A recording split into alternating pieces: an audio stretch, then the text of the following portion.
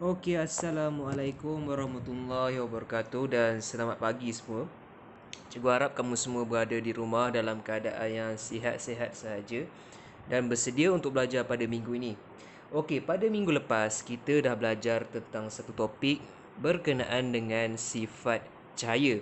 Cahaya ni sebenarnya dia ada 3 sifat. Cahaya tak kisahlah cahaya apa pun, cahaya matahari ke, cahaya lampu ke, cahaya daripada telefon bimbit kamu ke. Cahaya ni sebenarnya ada 3 sifat. Minggu lepas kalau kamu ingat, kita dah belajar sifat yang pertama.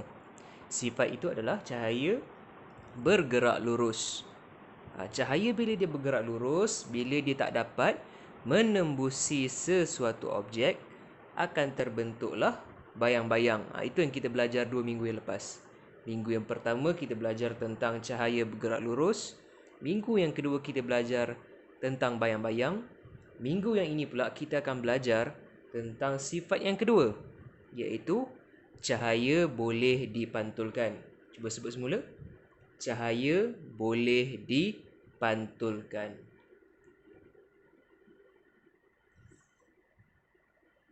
Sifat yang pertama yang kita dah belajar, cahaya bergerak lurus. Sifat kedua yang kita nak belajar hari ini adalah cahaya boleh dipantulkan. Cuba kita tengok dekat yang ini.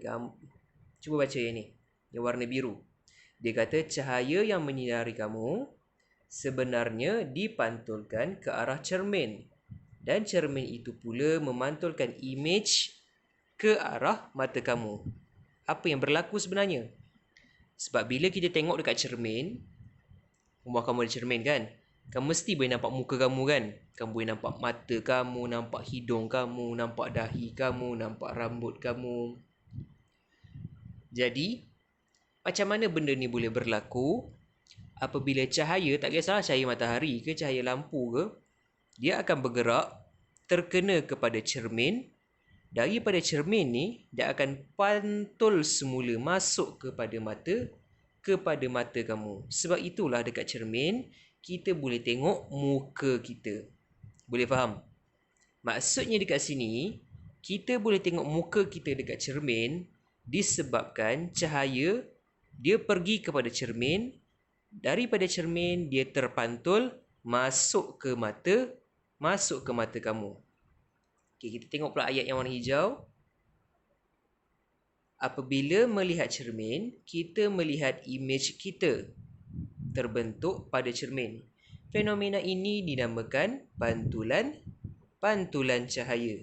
Jadi boleh faham, pantulan cahaya ni, contoh yang paling senang kita boleh lihat adalah pada pantulan muka kita, gambar kita dekat cermin. Itulah namanya pantulan cahaya. Ini contoh-contoh fenomena ataupun kejadian pantulan cahaya. Yang pertama sekali warna kuning ni, imej terbentuk pada permukaan air. Cikgu yakin yang ini kamu biasa nampak lah kan.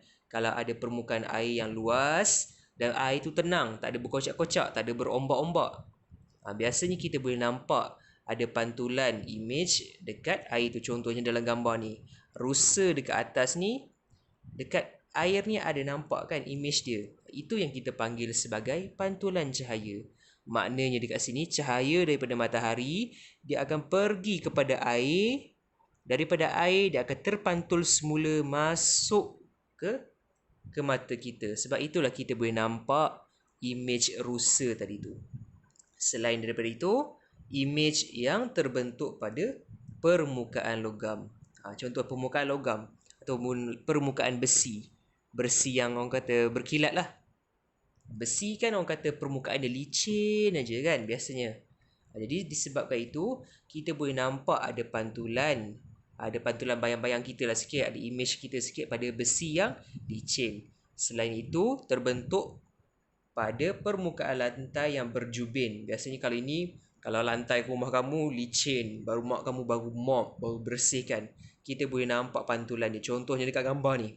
Dekat lantai tu kita boleh nampak kan ada pantulan daripada tingkap tu. Nampak bayang-bayang tingkap kan kat lantai tu.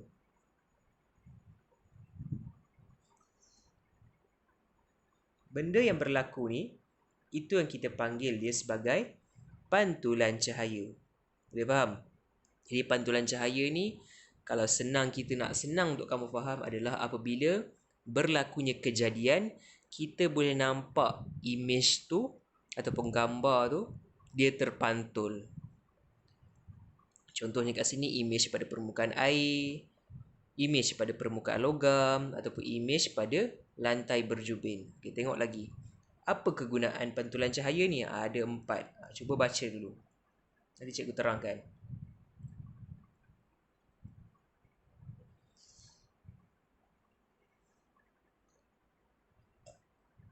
Okey, yang pertama sekali, nombor 1. Cermin muka memantulkan cahaya dari muka ke mata kita. Kegunaan dia, dengan adanya cermin, kita bolehlah tengok muka kita. Kamu boleh ke nak tengok muka kamu kalau tak ada cermin? Macam mana kita nak tengok muka kita? Kalau tak ada cermin, mesti susah kan? Dengan adanya cermin, bolehlah kita nak tengok muka, hidung kamu macam mana. Hidung kamu tu besar ke, kecil ke, ada tai lalat ke dekat muka kamu. Itulah kegunaan pantulan cahaya. Kita boleh tengok muka kita dekat cermin. Yang kedua, cermin sisi membolehkan kita melihat objek di belakang dan di sisi kereta. Ini kegunaan kalau dekat kenderaan lah. Kalau ayah kamu ada motosikal ke, ada kenderaan kereta ke, dengan adanya cermin ni, ayah kamu boleh, orang kata, tengok kenderaan yang di belakang supaya ayah kamu boleh memandu dengan lebih selamat. Yang ketiga, cermin cembung membolehkan pemandu melihat kenderaan lain yang terlindung daripada pandangannya untuk mengelakkan kemalangan. Cermin cembung ni mungkin kamu jarang-jarang nampak lah, sebab zaman sekarang dah tak banyak dah. Zaman cikgu, zaman mak kamu, zaman ayah kamu dah banyak. Cermin cembung ni dia biasanya diletakkan dekat selekoh yang tajam lah. Kegunaannya supaya kita boleh nampak daripada jauh kalau ada kenderaan yang datang. Yang keempat, cermin pergigian. Ni siapa yang kalau pernah pergi klinik gigi, mesti ada doktor sumbat dalam mulut kamu kan. Itu bukan dia sumbat saja dia nak sumbat. Itu kegunaan dia cermin. Sebab dia nak tengok keadaan gigi kamu tu macam mana. Mana nak nampak gigi kamu sebenarnya. Dia kena ada cermin tu, barulah doktor tu boleh buat pemeriksaan gigi. Boleh nampak gigi mana yang rosak, gigi mana yang berlubang. Boleh faham? Selain daripada itu, biasanya kalau dekat kedai kasut lah kan, dia ada letakkan cermin supaya kita boleh nampak lah kasut kita tu, kalau kita pakai tu nampak cantik ke, nampak tak cantik ke. Ini yang biasa cikgu tahu. Ramai orang pergi kedai gunting rambut kan.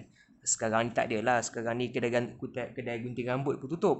Biasanya kalau kita gunakan cermin kat kedai gunting rambut supaya kita boleh nampak bila orang tu potong rambut kita, macam mana betul ke dia potong, tak ada ke dia terpotong botak ke kan. Itulah kegunaan cermin. Selain daripada itu, ini kegunaan dalam tentera.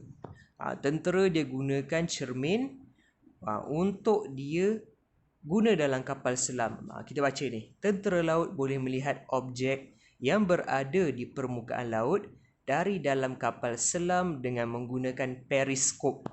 Periskop ni apa dia? Inilah periskop. Mesti pernah nampak kan dalam cerita kartun ke, dalam movie ke, kapal selam tu dia ada cermin ni. Dia macam satu batang. Batang daripada kapal selam tu dia akan keluar daripada permukaan air. Ini macam teropong spy, musuh daripada yang kalau ada kapal musuh yang berdekatan. Periskop ni dia menggunakan dua cermin yang memantulkan cahaya dari objek yang terhalang ke arah cahaya pemerhati, ke arah mata pemerhati. Okey, jadi boleh faham. Jadi dalam tajuk pantulan cahaya ni senang saja kamu kena faham bahawa cahaya ni boleh dipantulkan. Itu sifat cahaya, dia boleh terpantul. Kemudian contoh-contoh pantulan cahaya ini tadi ada 3. Image pada permukaan air, image pada permukaan logam, image pada permukaan lantai berjubin. Lepas tu kegunaan pantulan cahaya ni ada apa dia? 8 ke 7 tadi. Jadi kamu kena faham lah, kena fahamkan kegunaan pantulan cahaya ni. Okey, kerja rumah pula. Okey, jom kita cikgu explain dulu. Okey. Dalam buku latihan, nanti cikgu beritahu yang muka surat berapa. Okey, soalan yang pertama ni. Dia bagi gambar bandar, lepas tu ada permukaan air tu. Dia tanya, apakah medium yang memantulkan cahaya di atas? Medium ni adalah, orang kata, kalau kita tengok cermin, kita nampak muka kita kat cermin. Jadi medium dia adalah cermin. Itu tadi.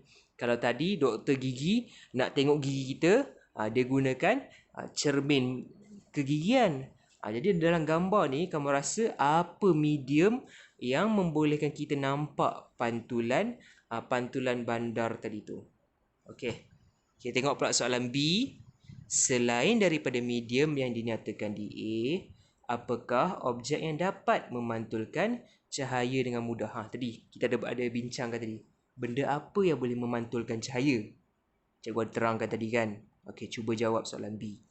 Okey, yang C ni tak payah jawab lah soalan C ni. C ni sebab kita kena buat eksperimen. Yang eksperimen kena buat kat sekolah. Okey, yang ini pula. Yang ini, okey. Tengok dia kata, soalan kata, rajah di bawah menunjukkan seorang budak perempuan yang sedang berdiri di hadapan cermin. Okey, budak perempuan tu berdiri di hadapan cermin, nampak muka dia kan, dia tengah senyum. Apakah yang kamu dapat perhatikan dalam rajah di atas? Benda apa yang kita nampak? Apa yang kita nampak dalam gambar ni? Budak tu berdiri dekat depan cermin. Benda apa yang budak tu boleh nampak?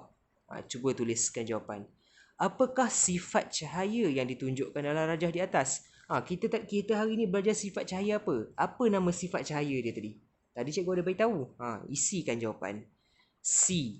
Berdasarkan jawapan kamu dekat B, bulatkan situasi yang menunjukkan sifat cahaya tersebut.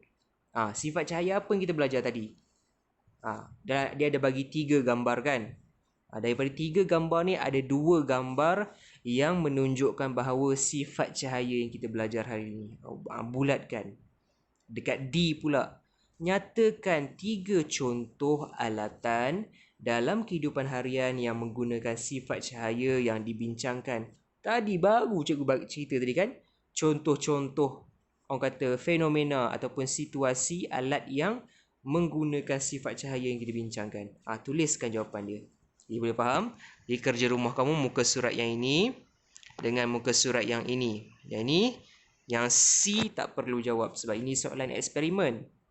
Jawab A dengan B saja. C tu eksperimen kita kena buat dekat sekolah. Sebab cikgu kena terangkan, cikgu kena tunjuk dekat kamu. Boleh faham? Okey, jadi itu saja.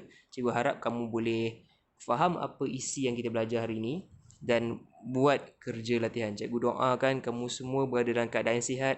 Sebab cikgu pun risau dalam keadaan negara kita sekarang ni makin, orang kata, menggerunkan lah, orang kata, keadaan kita.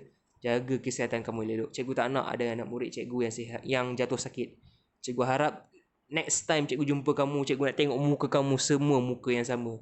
Cikgu tak nak ada yang tak ada. Boleh faham ya? Sekian sahaja daripada cikgu. Terima kasih.